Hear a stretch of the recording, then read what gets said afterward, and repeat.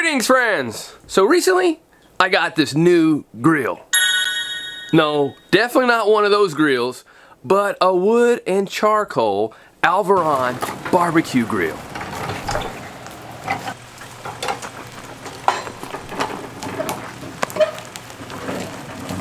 And with it being June and getting hot and people going to the beach and to the pool and starting to grill out, it's got me in the mood to want to do some grilling myself. And with shortages and price increases of propane and gas, I want to do it off-grid style with wood. Because people have been heating their homes and cooking with wood for thousands of years. So I want to do the same. Because wood is great. It's sustainable and I love it. I love working out with it.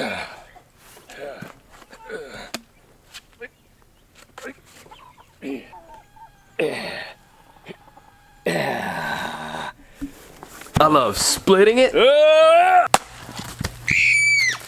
And there's some wood that smells so good, I want to eat it. But it doesn't taste that good, at least to eat straight. Now, cooking with it and having something come fresh off the grill, I absolutely love it. And one of my favorite things to eat fresh off the grill is hamburgers. So here's some ASMR of me cooking up some hamburgers on my Alvaron grill for the first time.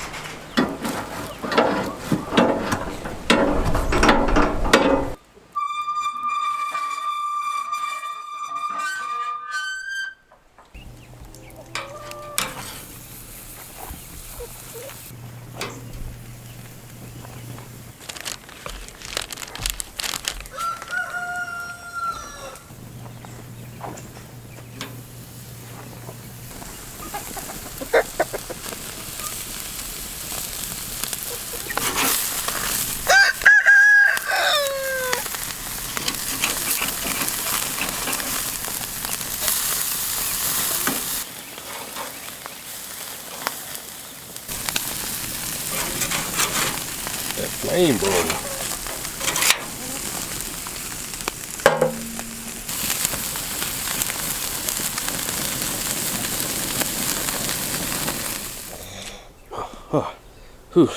That ASMR was so relaxing, I had to lay down for a minute. I was dreaming about those burgers again because they were just so good. So right here we have the hamburgers that we did on the Alvaron grill, some hot dogs, and what else did we make for dinner? What all did you make over there? Gluten-free onion rings, homemade mayonnaise.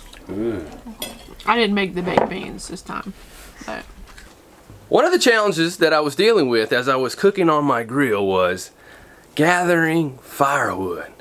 And I got to thinking, let's start making this like an outdoor kitchen grilling area. So we added some picnic tables, and I was like, let's build a firewood rack for my firewood.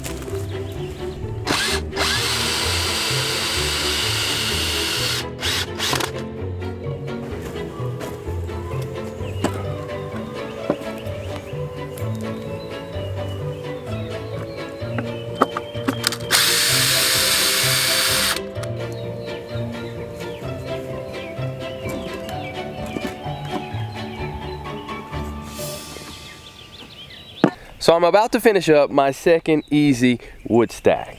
And it's easy because it is easy and I need stuff that's easy. Building isn't my favorite thing to do in the world, so I like things to be easy. And this is really easy to build. It's a neat way to store your firewood. So on the first one that I did right here, I used T-post as the sides, cement blocks, cinder blocks down at the bottom with 2x4s on the base. And it's really handy having a wood stack right near my outdoor kitchen area that we're working on here. But on the second one that I built, instead of using the T-post for the sides, I just used 2x4s, 4 feet long. There were 8-foot boards that I just cut in half. So this side is one 8-foot board, the bottom is another 8-foot board, and then the other side is another 8-foot board. So 3 8-foot 2x4s, and then the cinder blocks at the bottom. A lot of people that I see online, they'll leave them loose where they move easily. I really like to screw them together so that way there's not so much moving and there's no risk of something falling on somebody. I secured a screw here just to hold these intact. I'm gonna do another one, just a scrap 2x4 to hold these together so that it's not moving like that too. All right, so let's see what size piece I need. We'll go, let's go 14 inches.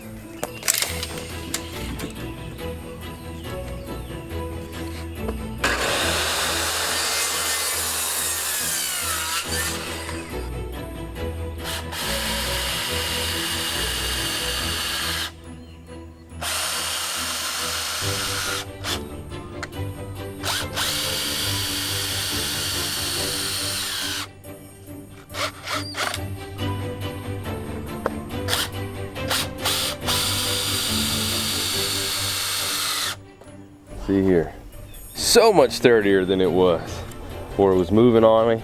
Now it will definitely stay in place. Now we just got to add the wood. And the more that I was working on this area, the more I wanted to use the grill even more. And here on our homestead, we raise chickens and ducks, and from time to time, we eat them. Why? Because they're yummy. And I was like, you know what? I've never grilled one of our chickens before, after we've processed it, of course. So we decided to defrost one. And I'd never cut up a chicken before, so Lacie showed us how to do that. I don't know when I exactly learned how to cut up a whole chicken. I'm sure I watched my grandparents do it and my mom do it, and I've watched so many cooking shows. You know, I probably picked up a little bit from everybody, but it's really good to know how to cut up a whole chicken into pieces, because, you know, if you're growing your own, you're definitely going to need to know how to do that. But also, if you have to buy your chicken from the grocery store, it's so much cheaper buying a whole bird and breaking it down yourself than it is having them cut it up. One thing you want to make sure that you have is a sharp knife. See, we just cut through the skin right there. Just cutting down. There's the breast. This is the thigh. Cut on down. Sometimes you can, I don't like getting both hands dirty because then my knife hand gets slick, but you can pop this out, if you can hear that, and you see the head of the leg right there, or that thigh, and you cut down right in between. And there you have a thigh and a leg. And Mike's gonna grill this on the grill, and I'm breaking it down because it's cooks so much faster broken down than a whole bird. Same thing here. Cut around a joint. Normally it'll just pop out. Normally. If you can find the ligaments, and you can cut right through the joint.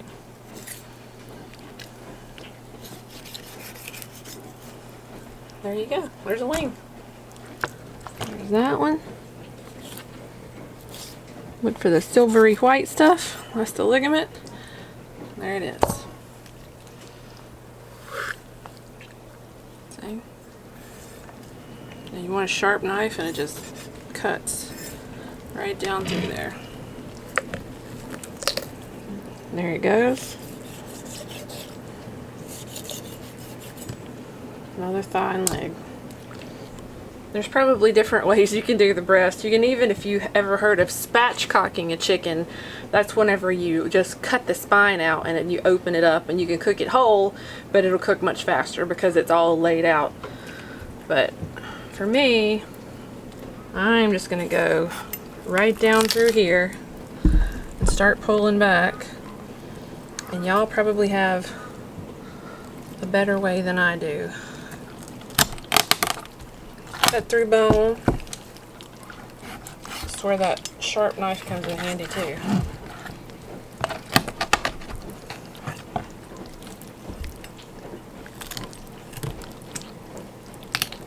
I just cut my breast, which I don't like to do, but it happens. And if you do cut something you don't want to, it's okay. You're learning.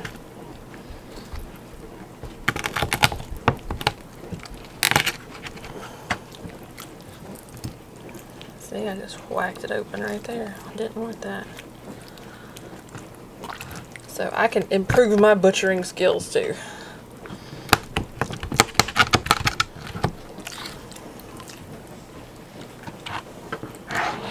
And I'm going to find the middle of the breastbone.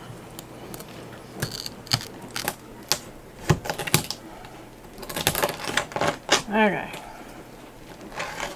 Finally getting through this.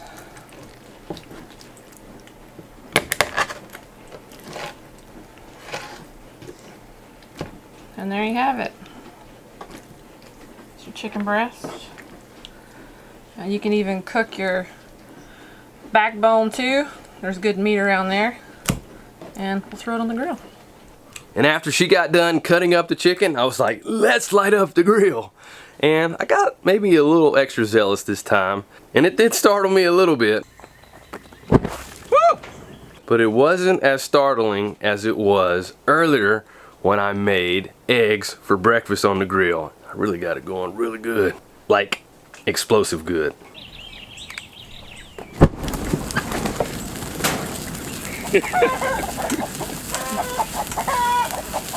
That scared me so bad. But back to grilling the chicken. Here's a little bit more ASMR of me cooking the chicken up.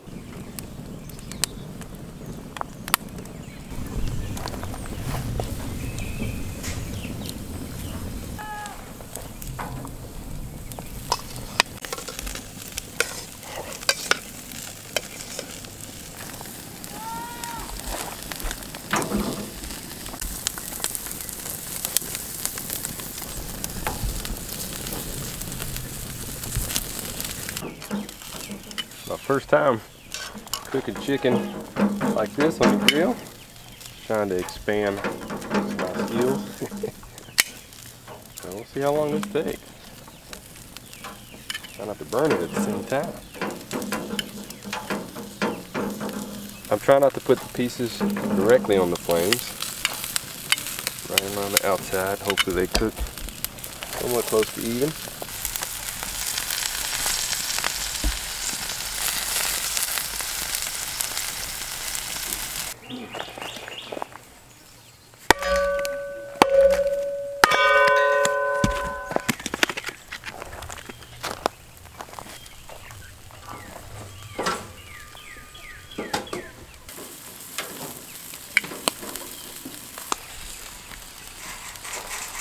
Alright, let's see if these are done. Need to be at least 165. Oh, that one's 190. That one's definitely done. Trying to poke through right in the middle where it would be the cool spot. Oh, that one's in the 200s. That one's definitely done. Well, definitely done. Like 215. Another one in the 200s. There, whoops, don't turn it that way. Don't lose the meat. Back it there. Feels good to know that we grew and raised these, cook these, and we'll eat these. Yummy, yummy, ready to put it in my tummy. Got some chicken wings too. Chicken wings. Look at there. You know you want some of that. Just wish you had taste the vision. And that chicken was so yummy too. And with all this grilling I'm doing, I really feel like chef master now. Just kidding. But I am in the mood to do a lot more grilling, especially this summer. What about you? Let me know in the comments section below. Are you doing some outdoor cooking and grilling this summer? Let me know. I'd love to hear what you're doing and what it is that you like to grill. See you next time.